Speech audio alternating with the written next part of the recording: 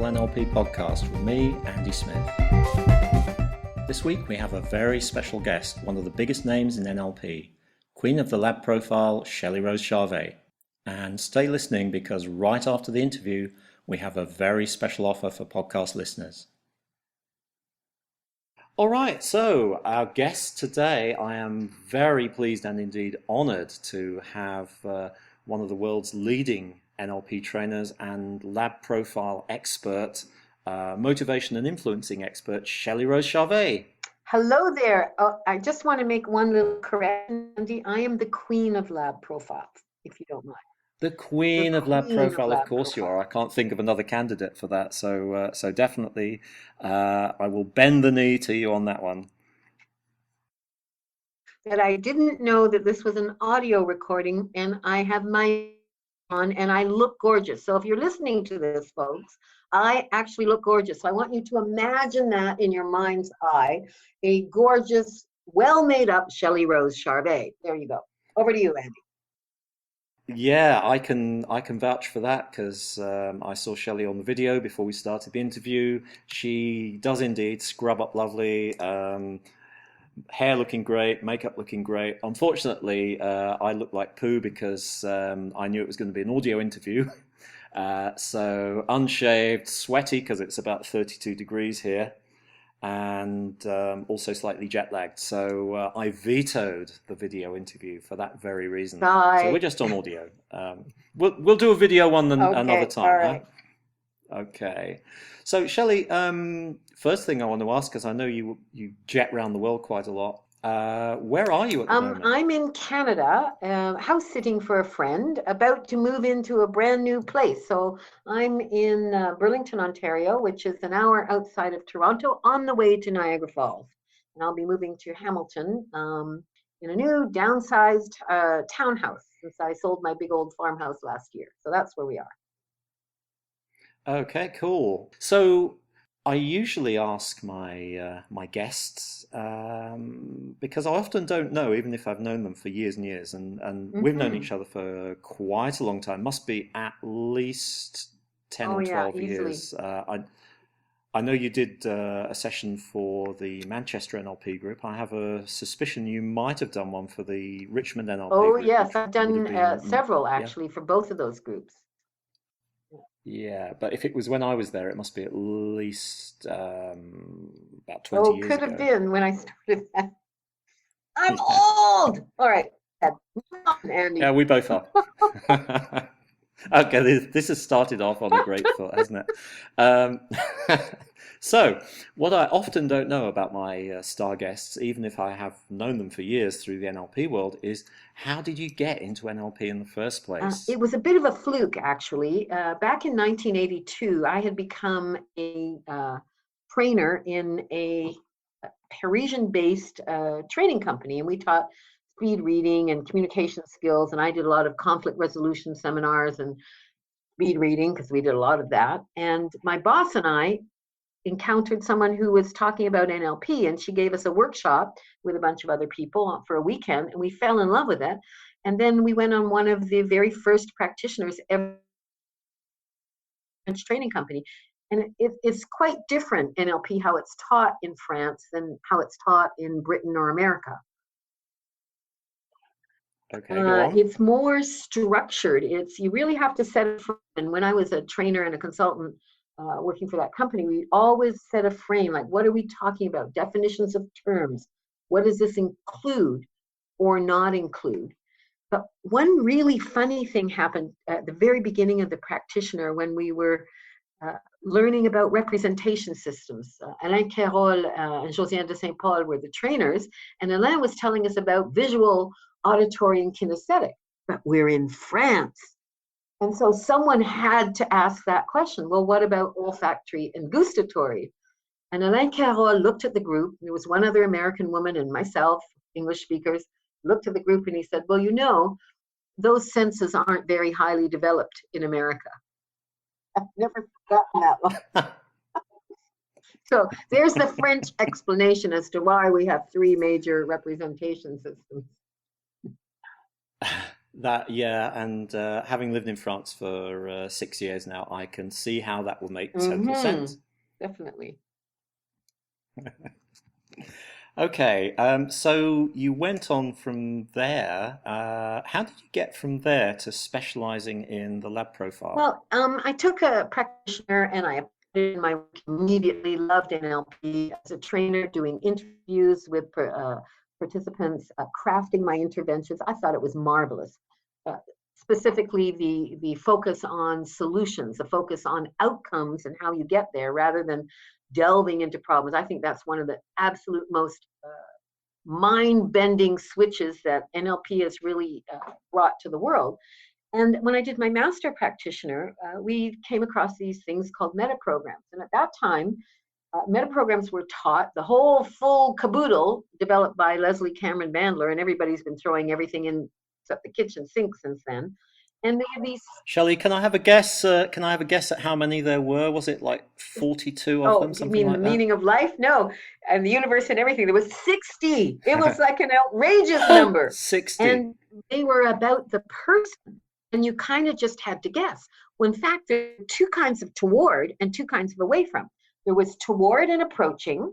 So that here's the difference. And it's mind-bogglingly hair-splitting if you ask me. Toward is where you're looking, and approaching is what you're doing with your feet. And then there was two kinds of away from. There was away from and avoiding.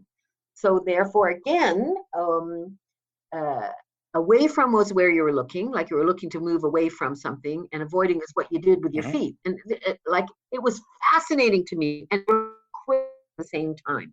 And then while I was studying the master practitioner, the institute that I was working with at the time, Repère, and I'm still working with them today, had purchased a program from Roger Bailey called the Language and Behavior Profile. And they asked me to be on the team to translate it. So I actually made the first translation of Roger Bailey's original language and behavior or lab profile model. So that's how I got into it. And I was using it in my work everywhere as a training courses in it. And I think I was motivated by this question going, I wonder what else it can do. I wonder what else it can do. So that led me to really exploring all the possible uses of it. And I was waiting for someone to write a book on this fantastic tool. Because for me, the big difference between the lab profile and meta programs is a method.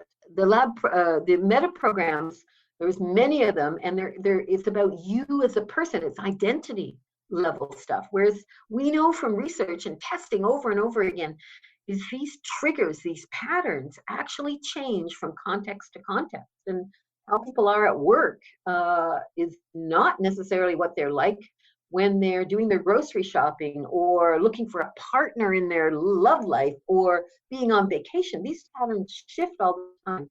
And the big difference is that Roger created a method. He designed questions that no matter what the person answered, you could pick up their pattern if you were trained. And then he also designed the influencing language or the language you use to go to that person's bus stop. So for me, the lab profile was a revelation in how you work with people. And I was waiting for someone to write a book and nobody did. So I eventually did that after I came home to Canada from France. Okay, that book being Words That Yes, that Change was the Minds, yeah? very first lab profile book. Yeah, I've written a few more since then, but that was the very first one. Okay, and I would say to any listeners, if you really want to understand lab profile or indeed meta programs, I guess, that is a very, very good book to start with because it's, unlike many NLP books, actually, it is very readable and very entertaining and easy to understand and practical. Thank you, Andy. Yeah, we'll put a link to that Mhm. book up in the show notes as well, I think. Now, it seems to me that I don't know whether it was your book or whether it's the lab profile in general, seems to have had a big effect in NLP as a whole as to how metaprograms are taught. Because by the time I did my master practitioner in 1996, the metaprogram material was very similar to the lab profile. It had been reduced down to about 14 patterns, I think. but I was certainly struck by the similarities between that and the lab profile as presented in Words That Change Minds. I think the book did have a big impact on how NLP institutes teach metaprograms because it was so much more practical than the 60 pattern model with no methodology. However, I have made a big effort in learning how to teach this material. And since 1998, I have been running the Lab Profile Consultant Trainer Certification Program to teach people how to use the lab profile, because the patterns are really interesting. And I'd like to give some examples of that in this interview a little later. But when you're teaching the lab profile, you need to respect the way that people actually live and experience their lives as measured through lab profile in different contexts. And what we actually do is we are operating from more than one pattern simultaneously, so that when I actually teach people the trainer level, we teach them how to recognize, notice, and work with pattern combinations and sequences of pattern combinations. The modeling applications of this are fantastic. So you can actually model how people do skills. You can model how customers behave when they come into your retail or online environment, how they make purchasing decisions. So I actually help companies who don't know NLP or lab profile how to identify the patterns in each step of the buying sequence and how to tailor their messages and processes to meet. So the lab profile pattern can change from step to step. The customer's lab profile behavior that they're exhibiting can change from step to step. That's right. Like they may start off, let's say you want to buy a new car. Well, what's the trigger that makes somebody want to buy a new car? Well, sometimes their car breaks down. I'm just taking a consumer example here. So what patterns are they in? Well, they're in away from, because they're probably noticing all the things wrong with their car. They're probably fairly internal at the same time, which means they decide that that's too much. They can't stand it anymore. They've got to go buy a new car, or they've done the math. So they inside themselves, that's internal rather than external, which is influence from the outside, would be the very first step in somebody buying a car. And then, so the second step, which is maybe thinking about what you'd like to have in a car, that would be more reactive because you're thinking about it, maybe more options because you're considering possibilities, and more toward is that you're thinking about what you want and not what you don't want. So you can see just in those first two steps, what the person is doing shifts, and therefore what combination of lab profile patterns shifts. Right. And you can take that all the way through the buying cycle. At some point, maybe they go external to find out what people say about different kinds of cars, right? Who's saying what? Yeah. And they're more proactive because now they're out there doing research. So external, proactive to find out what the options are. So they're still in options mode and seeing what meets their criteria, which would be also a little bit internal. So you can see, you can actually use this as a modeling tool to decode how people do things. If you have behavior, you can decode it into lab profile patterns. If you have attitudes, you can do it too. Okay. Yeah, so this is exciting, and it's just as when I read your book originally, it kind of ticked the box, which said to me, okay, this isn't about putting people into boxes. This isn't saying that people always behave in the same way, because they demonstrably don't.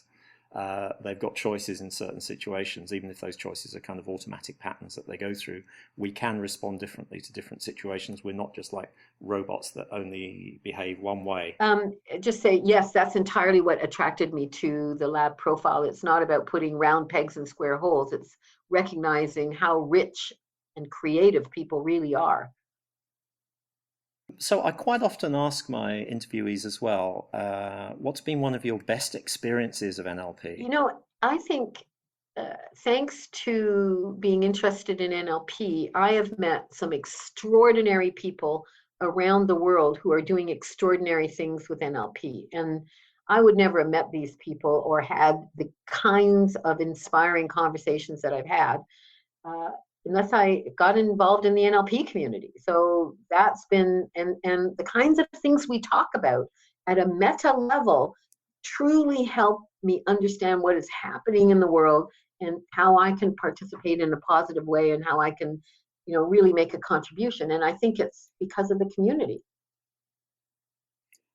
Yeah, I'd have to agree with that. You do meet some amazing people.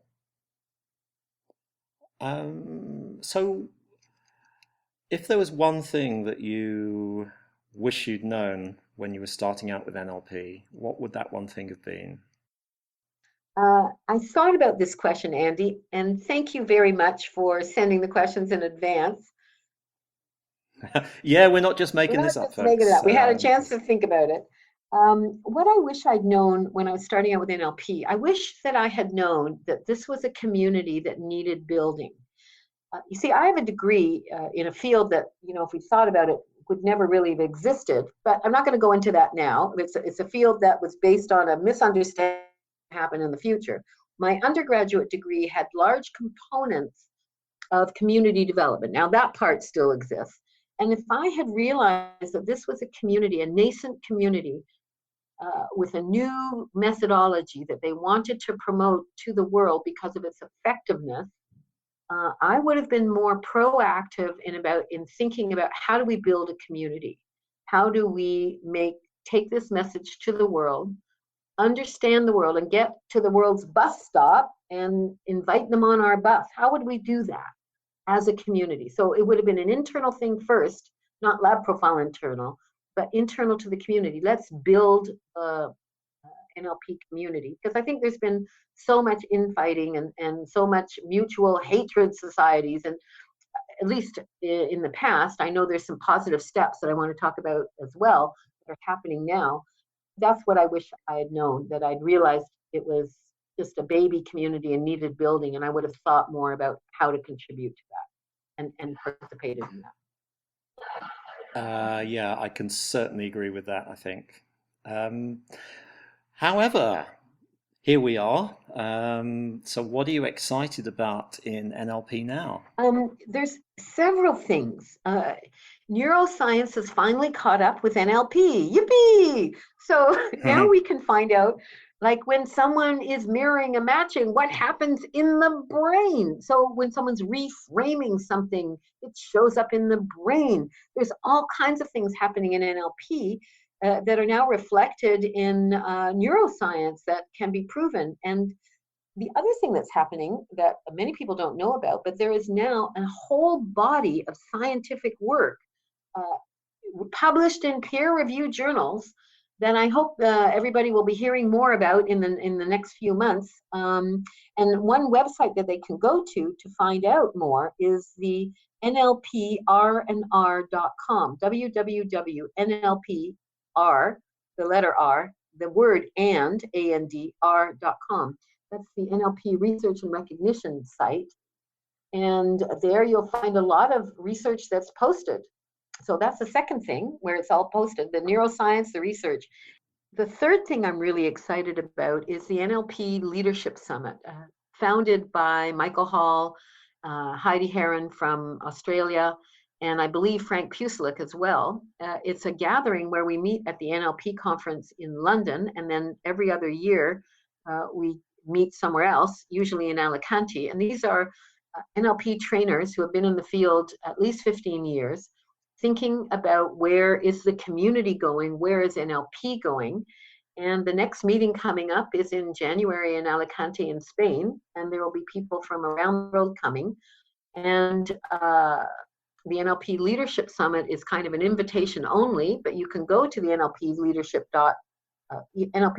Summit, I think .com or .org, I can't remember at the moment, and look at the values and the principles that you need to agree to. And if you meet the criteria, you could become a member. What we're trying to do is actually take the leaders in the field to do some community building and to look at where have we come from and where are we going. And these are slow conversations. They involve a lot of people. We talk together on email about different issues that come up. I'm involved in a couple of subgroups there. One called the Media Response Group, because when the media says crappy things about NLP, we need to have an official response. So we developed a process for that. But there's a research committee. There's all kinds of subgroups committing to doing different work. And I think this is a wonderful thing to happen, and a wonderful gathering. And it's one way I get to meet all my friends in the same place. So all my NLP friends. Okay, well, I will definitely check that out. We'll put a link to that site on the show notes as well, and in fact, the NLP Research and Recognition Project as well. Great, thank you. Okay, so can we talk a little bit more about the lab profile? I'd love to. Because, you know, since you're known for exploring it, and since you are in fact the queen of it, we've kind of talked about what it is, certainly from an NLP point of view, that it's a more usable version of metaprograms. But maybe you can say a bit about what you can do with it, what the applications are, and why it's so great. One of the things that is really wonderful is that just about anybody can be taught to use it because it makes sense. So I teach it, and a number of the certified consultant trainers, and there's 500 of them now in 30 different countries, teach it to just as general influencing and persuasion courses. But of course, it does a lot more. We have people that are specialized in using it for recruitment. So the lab profile can be part of a recruitment strategy. For example, and I've done a big case study in the second lab profile book, The Customer is Bothering Me, that comes from Irish Ferries. They did a whole recruitment and culture change project using the lab profile. And when I say Irish Ferries, I mean Ferries. Not like leprechauns. Not little people in the woods. No. So, right. And what you can use it for is recruitment and large group culture change operations. Now, in recruitment, it's not the be-all and the end-all. It doesn't do everything. You still have to filter for knowledge and skills. But what you can do when you're trained, and there's people who specialize in training other people to do that, is you can decode into lab profile patterns the major tasks in a job and the context the person has to fit into. And then you can write ads that only attract the right people. Like, here's a hint, for example. If in the job you're recruiting for, you need people who are really going to be proactive and going out and making things happen, then in your ad, you can use language that only attracts proactive people. And you can actually test for that. Ask them to phone. You see, someone who's more what we call in lab profile reactive, that means they're more thoughtful, they think things through, and they wait before they act. Whereas our definition in lab profile of proactive is jump in sort of without thinking. If you want somebody that's more proactive, then ask them to do something. And you're already doing a triage. So first of all, in recruitment, you can use it to attract the right people and turn off the wrong people. Secondly, you can use it to screen your shortlist. So let's say you've got your shortlist who answered your ad, and you've screened them for knowledge and skills and background. Well, then you can take them and actually do a profile and see who comes closest to the lab profile. And recruitment is really important, because if you have the wrong people, your business can really suffer. And I think anybody who has hired someone that didn't work out, or got a business partner with someone who didn't work out, can attest to that. So that's one way to use lab profile. And now there has been developed different profiling tools that are available in many languages. One is the IWAM, the Inventory for Work and Motivation, and that's at www.jobeq.com. Yeah. Another tool, these are tools developed by other people, yeah. is Identity Compass. So it's identity-compass.com. And then there is, come on, brain, Jaap Hollander's tool, which is available in English, French, and Dutch. And Mind Sonar, mind-sonar.com. And wow. they're none of them are identical to the lab profile, but they all have lab profile components in them. And they can be used for hiring. And right. One of the things about the IWAM is that you can actually do a model of excellence with the tool. And then know what you're hiring against. And they have developed, because it's been around so long, cultural norms. So in the context of work, because that's what the tool measures, is the general context of work, you can be compared to other people of your nationality or where you live, et cetera. So they actually have norms, and they promote research using the IWAM. So recruitment's one. Sales is another application of the lab profile. And right now, and I'm very excited to talk about it, one of my students and graduates of the Lab Profile Consultant Trainer Program and the Master Consultant, Andreas Pleenegger from Austria, he's been a sales trainer for many years. And he and I have developed a sales trainer platform for independent sales people to offer blended learning solutions based on the lab profile to integrate into their live sales training. Because as we know, I mean, companies are now spending more and more money on blended learning solutions and online solutions. So we are in the process of creating, and we've done most of the filming and most of the editing of lab profile applied to sales.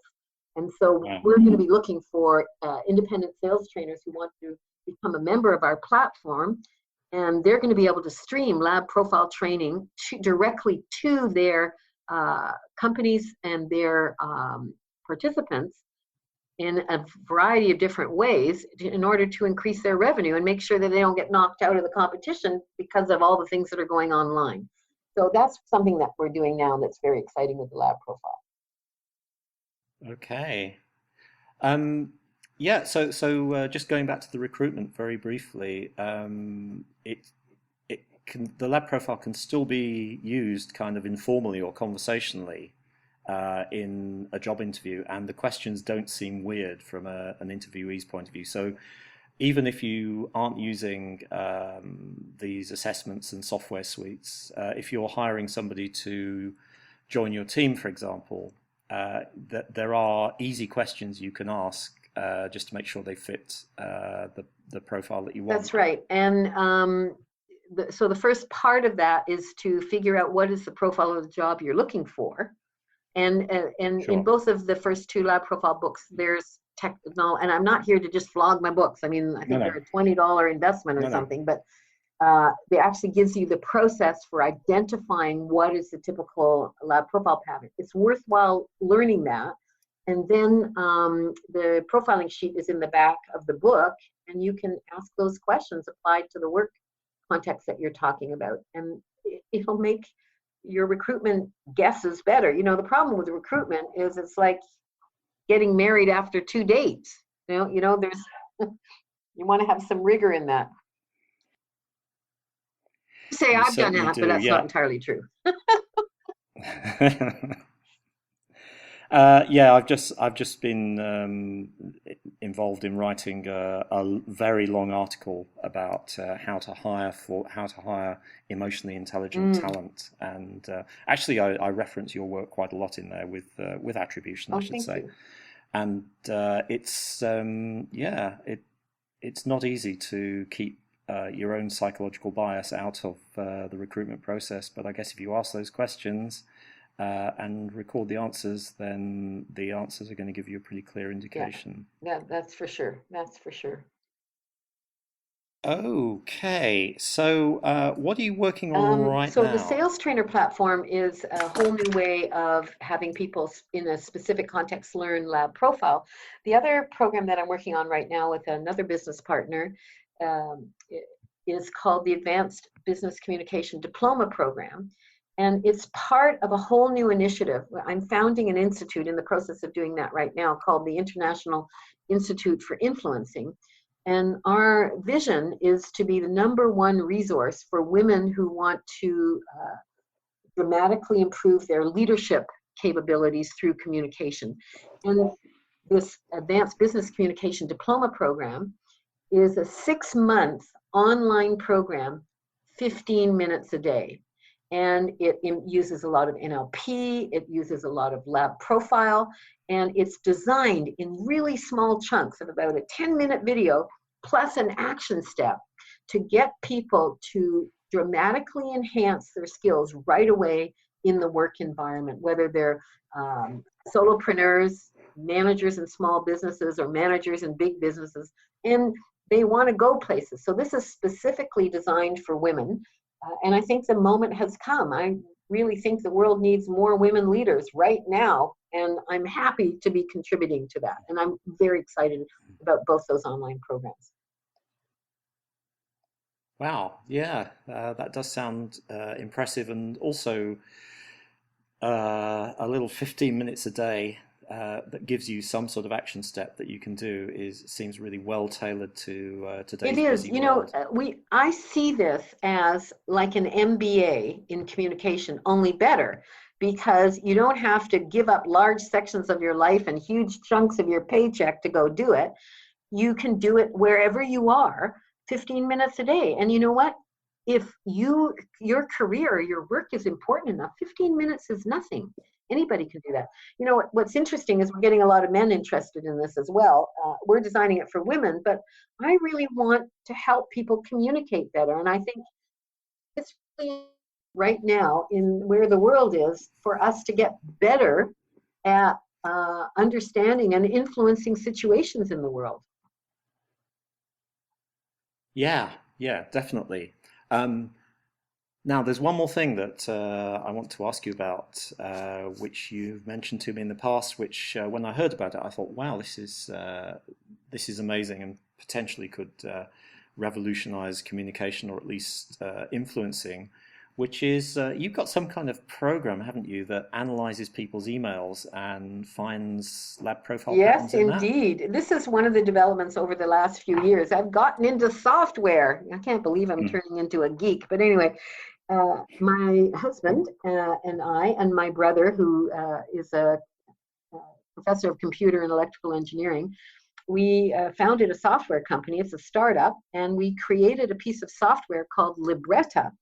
Why Libretta? Libretta is, you have to make up words because all of the URLs in the planet have already been taken for real words. So you have to make up words. Well, a libretto, as you probably know, everyone, is the text or the story behind an opera. And libretta, with an A, is the story behind what people are saying. And now with voice to text, we can analyze anything. So we have developed a piece of software along with computational linguists, artificial intelligence scientists, that actually analyzes the structure of language that people use to identify 6 different lab profile patterns. And in 2016, we received 2 US patents for this technology, which is just fantastic. The patent process itself is really quite complex, and we worked with a fantastic lawyer and engineer. And what I'm really excited about is what the software does. It's a piece of software that can be embedded anywhere. We just need a bit of programming to attach it. It could go in Salesforce.com. We did an experiment where we read hundreds of people's Twitter feeds and identified their dominant pattern when they wrote in Twitter. You could use it in Facebook, except the problem is people keep posting other people's articles and what they ate for lunch, so there's nothing to analyze. But we can analyze the structure of anything, and it's scientific. So we've currently embedded it in Outlook for Windows. If you have a Mac, it doesn't work yet because Apple is a pretty closed system. But if you have Outlook, it can be embedded. And when you get one of those emails where you go, "Oh my God, I better think about this," like where there's possible negative consequences, you can use Libretta to identify the major patterns, even if you don't know lab profile. And it gives you suggestions for phrases to use and not use. Now, it can't change your personality. It can't tell you what you should answer. You have to figure that out for yourself. It's not, it's not a huge robot that tells you what to do. What it does is help you shape your answers so that you go to the other person's bus stop, so that you phrase them like they think. Here, let me give you an example. So let's say you receive an email where a person is very upset and they're about all the problems that are going wrong and they need a solution. Well, if you don't use their language, and what will probably come up from Libretta is that they're that the motivation behind that email was mainly internal and away from. If you use toward language about, "Here's what I suggest so that you will get this benefit from that," it's a complete mismatch. So what it'll do is after you type your answer, it will analyze your answer and test it against the incoming email and give you a fit score. How well does it fit? And it'll show you what kinds of phrases to do more of and less of, so that it's better. And when you see the light, when it goes green and it's 50% fit score or better, it's good to go. The third way you can use it is you can cut and paste any text into right now in Outlook, and it'll give you feedback on how you're coming across in terms of metaprograms. And we can measure toward away from internal, external, and options and procedures. And what we're looking for is what is dominant in your text, because people use all kinds of patterns inadvertently and throughout their text, and none of that really matters. The only thing that really matters is what's dominant in the text. And it tells you what was motivating the person when they wrote that. And of course, with voice to text coming up now, it's really exciting, the possibilities of what Libretta can do. Oh, wow. Okay, so I can see this would work beautifully with email, because you do get a moment to think about it before you reply. You can take as long as you like. So in the future, presumably there could be some 2.0 version where this little robot is actually whispering in your ear or giving you a heads-up display as you're in the middle of a spoken conversation. Imagine, yeah, exactly. Imagine the potential when you have contact center people, when they are receiving chats or live communication over the phone, that it gives them hints about how this person thinks, what motivates them, and how they make decisions. I mean, instead of people screaming at call center places, perhaps they'll actually get their needs met. Yeah. Wouldn't that be great? So that's what I'm really excited about. And what people probably don't also know, a few years ago, and it's not been updated, but it still works on the same iOS, is we created a lab profile iPhone app, and for a specific market. And the name of the app is called Husband Motivator, all one word. And it's an app. You need to download it in Wi-Fi, because it's a very big app. It's got 3 videos in it, and it enables you to figure out what motivates your husband, or anyone, actually. You could put anyone in there, and in different contexts. So it really does reflect the richness of using the lab profile as a tool to understand the richness and the creativity of human beings. So you can put in different contexts and identify not only what's motivating your husband or anyone else.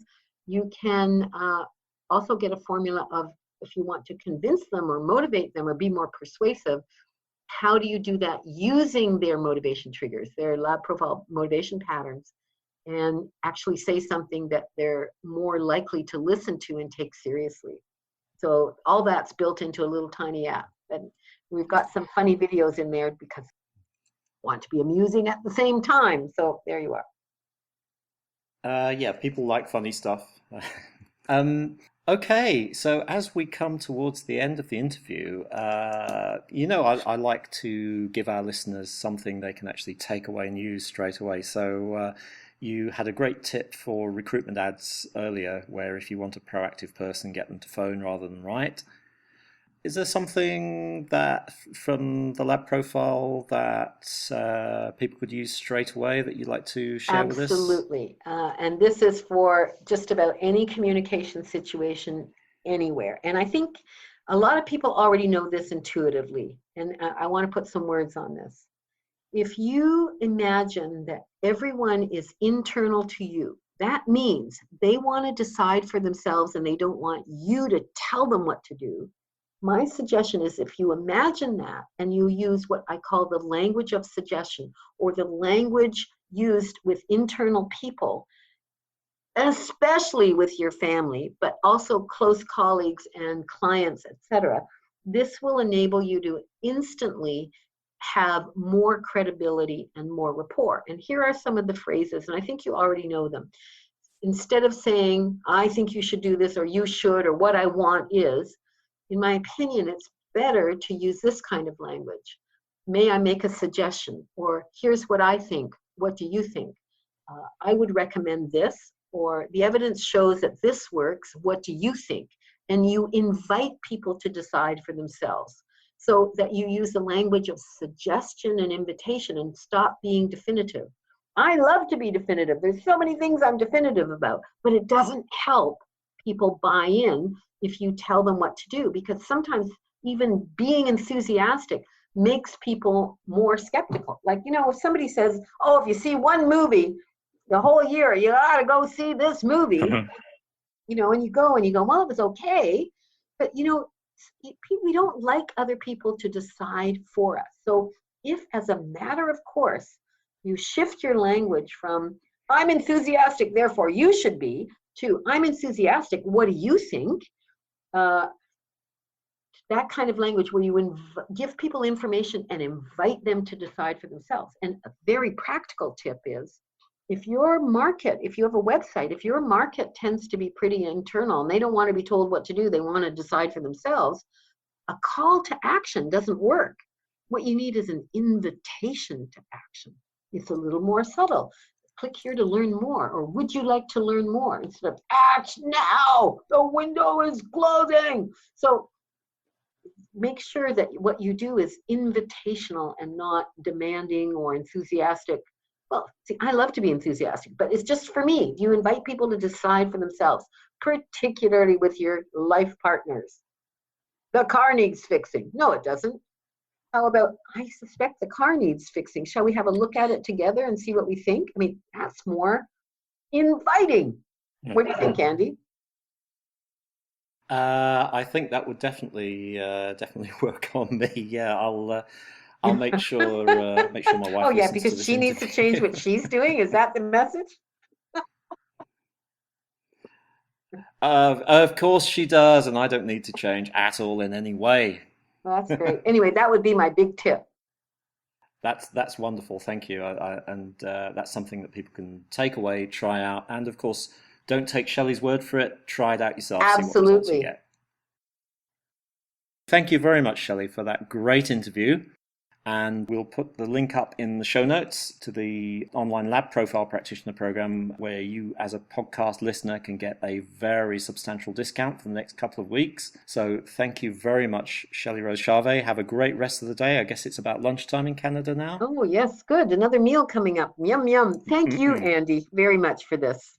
Okay, my pleasure. And we'll have you back at some point in the future if you'll be our guest again. That's lovely. You have my back? That's wonderful to hear.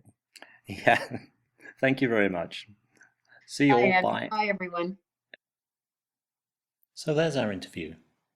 And during the interview, Shelle mentioned the online lab practitioner program that will teach you how to recognize people's patterns and what to say to motivate and influence them. Now, is this right for you? Only you can decide. You can take a look at the program at nlppod.com/lab, and if you decide you want to go ahead, use the code AndySmith50%. That's numeral 50 percentage sign. Use that to get a 50% discount when you sign up. This offer is valid until September 16th, 2017.